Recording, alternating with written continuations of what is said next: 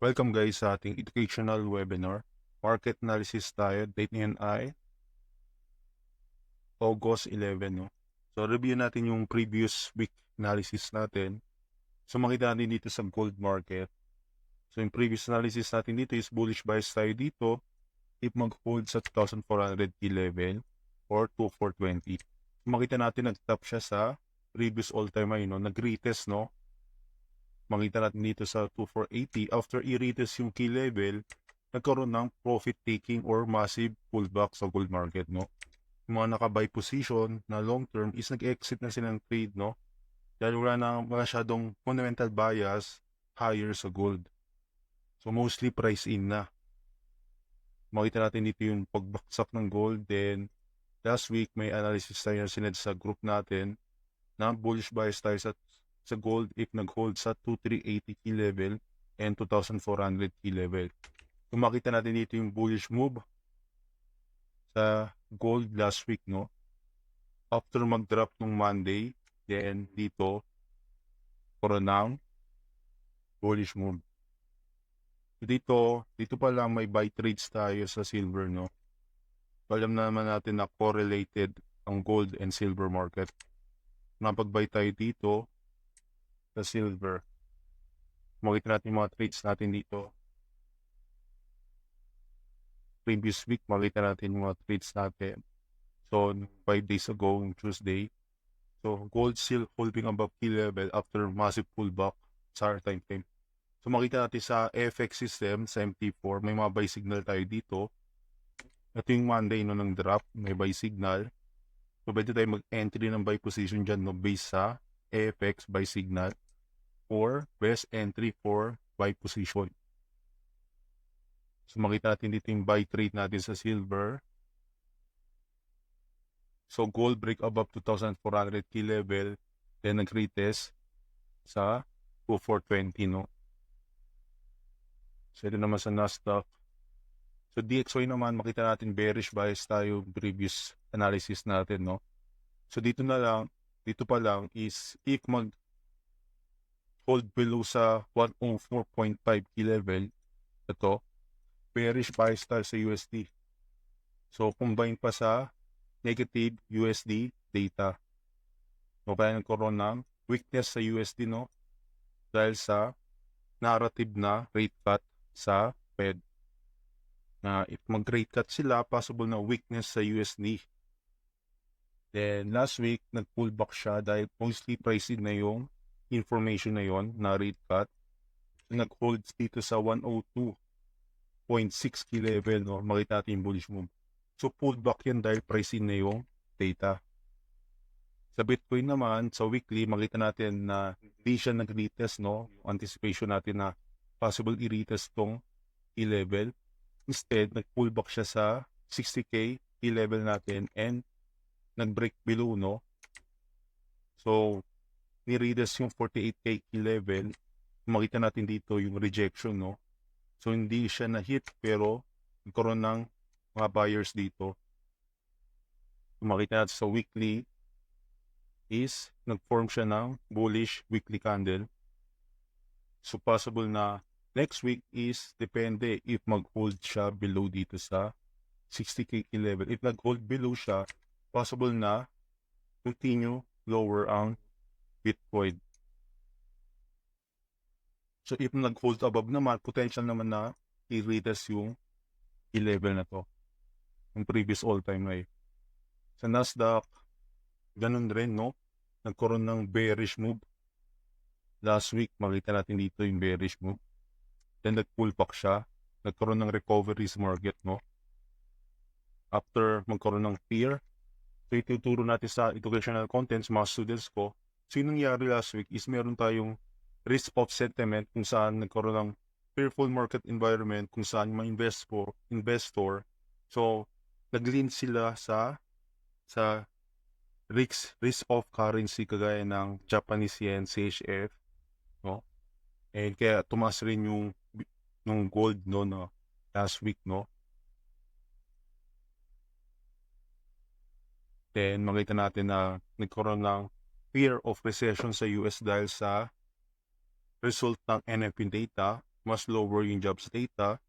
So, nagkaroon ng takot yung mga tao na possible na may recession fear. Then, nagkaroon din ng demand sa Japanese yen dahil mostly mga currency, nagkaroon sila ng rate cut. Then, yung Japanese yen naman is nag-rate hike sila. No? So, price rate hike pa. Kaya nagkaroon ng demand or inflow ng pera sa Japanese yen. So, ayun yung analysis natin for previous week, no? So, for this week, meron tayong data sa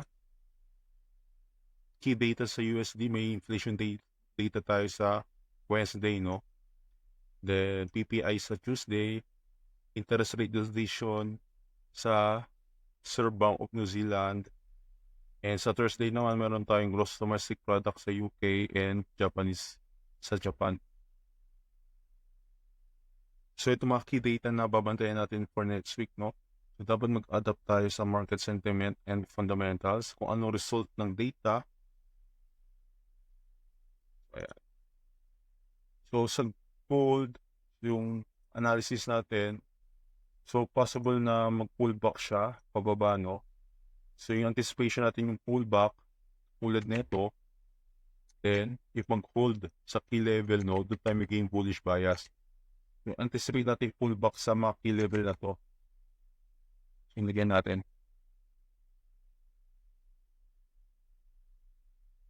So, possible pullback sa 2380.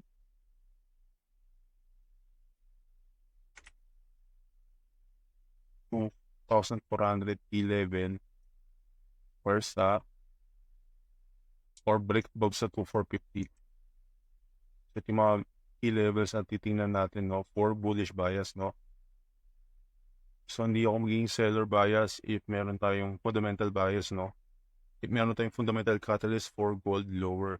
So, as of now, bullish bias pa rin tayo sa gold dahil sa geopolitical tension and sa ongoing rate cut sa USD. Possible na karon ng pullback siya.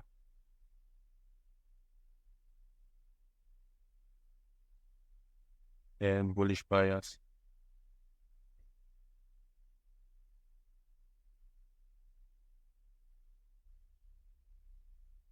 Basing na natin yung projection natin.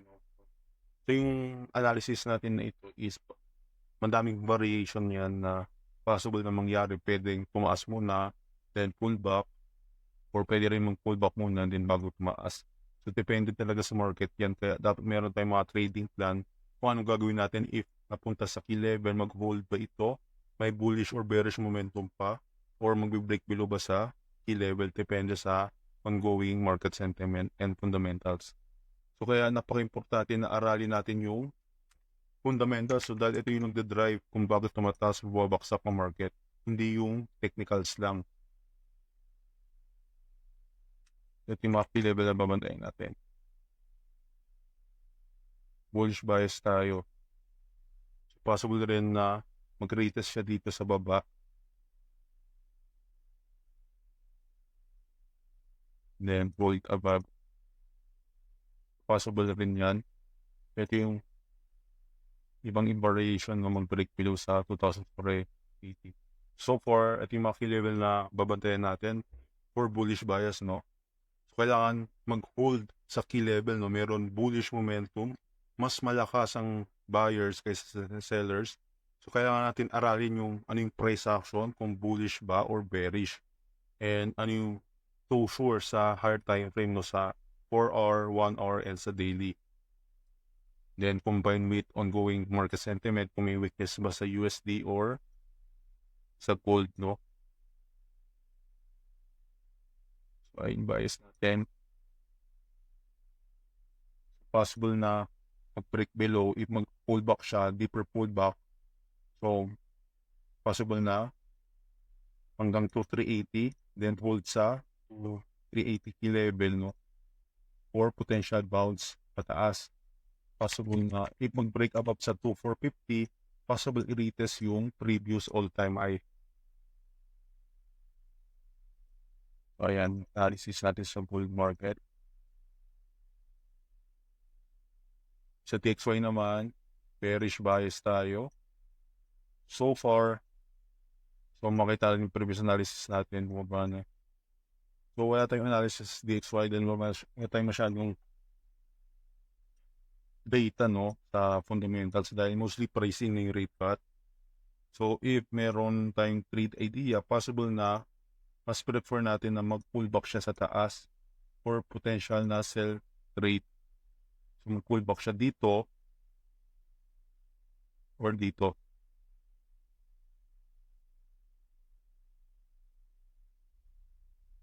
Use natin nangyari yan or continue lower or at least sa taas.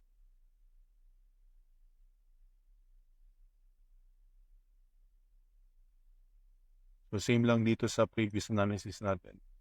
So, basta mag-hold siya below sa key level, bearish bias tayo sa USD. Maging bullish bias lang tayo if above na siya ng 104.5. So, gaya ng previous analysis natin, dito lang tayo maging bullish bias sa USD if nagkaroon ng bullish momentum or USD higher.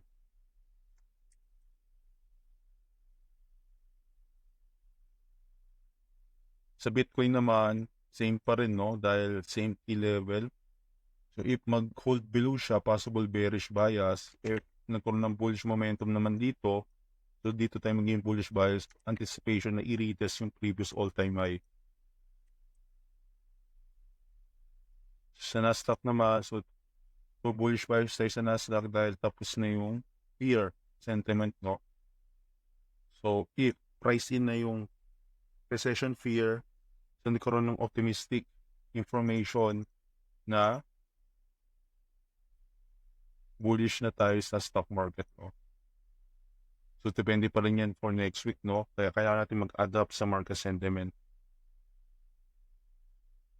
So, if mag-hold yan, makita natin dito sa bullish move, and nasa key level tayo, nagkaroon na rejection ng maraming buyers dito. So, possible na mag-bearish muna, then, nagkaroon ng bullish move, no? Kaya magkakaroon ng rejection week. So, ito yung mas prefer ko mangyari for next week, no? Bearish move muna, pullback sa baba, then continue pataas for continuation ng bullish move. Dahil makita natin sa hard time frame na bullish talaga ang stock market. Na possible i-retest tong previous all-time high.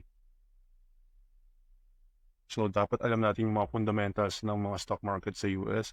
Mga companies, no? Mga top companies kagaya ng Apple, Microsoft, Tesla, yung mga company yan, dapat alam natin yung mga fundamentals nila, earnings report, anong lagay ng company, no? So, ayun yung analysis natin sa Nasdaq. So, sa gold naman ito. Sa gold, bearish bias natin sa gold, maging bearish bias lang tayo dyan if nag-break below sa 2380 key level, no? So, dito lang ako maging willing, maging seller. And if meron tayong USD bullish sentiment and weakness naman sa gold market, so dito ko makita na magkaroon ng bearish move if below tayo sa 2380 key level. So, for this coming week, so kailangan natin mag-adapt sa market, no? Kung ano yung market sentiment. So, bullish tayo, bullish bias sa gold market. So, di ako mag-focus lang sa isang bias lang, no? Kailangan natin mag-adapt, no? Depende sa market. So, lang analysis natin for this week. So, sa mga students po, review natin yung market sentiment na topic, no? Marami tayong matutunan yan dahil nangyari yan last week and previous week, no? Nagkaroon ng risk of sentiment demand sa Japanese yen, baksak yung stock market, nag-retest sa previous all-time high ang gold market, and etc. Malaman natin yung flow ng pera kung saan napupunta, no? Mga investor, nag-shift sila sa safer investment kagaya ng Japanese yen, SHF, and combined with economic divergence sa Japanese yen dahil nag-rate hike sila compare sa USD na nagre-rate cut sila, possible rate cut sa September, and other currency. So mostly parehas na yung mga information na yun, kaya kailangan natin mag-adapt sa upcoming economic data dito sa economic calendar natin. So ayun lang sa analysis natin, makita natin dito sa fundamental group natin, mga students ko.